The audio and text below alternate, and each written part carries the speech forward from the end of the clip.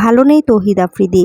তৌহিদ আফ্রিদির বাসাবাড়ি, মাই TV ভবন সব ভেঙে চুরমার করে দেয় দুর্বৃত্তরা।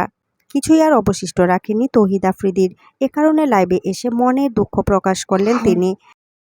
জ্বালাই দিছে আমার অফিসে 800 মানুষের স্টাফ, শুধু মানুষের পা ধরতে বাকি ছিল যে টেলিভিশনটারে জ্বালান। তৌহিদ আফ্রিদি বলেন, আমার বাবার কষ্টের তৈরি কঠোর পরিশ্রমে গড়ে ওঠা মাই টিভিও ভেঙে দেয় তারা। আফ্রিদি আরও বলেন, আমার বাবা সবসময় মানুষদের ভালো চাইতো।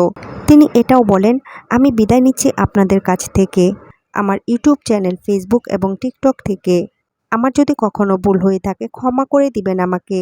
একটা মেডিকেল কলেজ করতে চেয়েছিলাম, তাও আগুন জ্বালিয়ে দিল। আমাদের টেলিভিশন কিন্তু ছাত্রদের পক্ষেই কথা বলেছে, সেটাও ভেঙে দিল।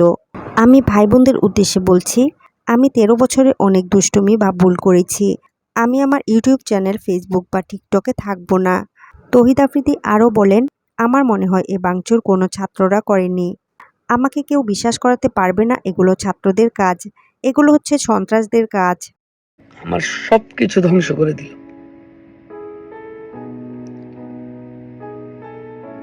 তো মাই টিভির গেটটা খুলে যেই আসতো আমার কাছে দেখা হইতো আমার সাথে, খালি হাতে বিদায় দিতাম না।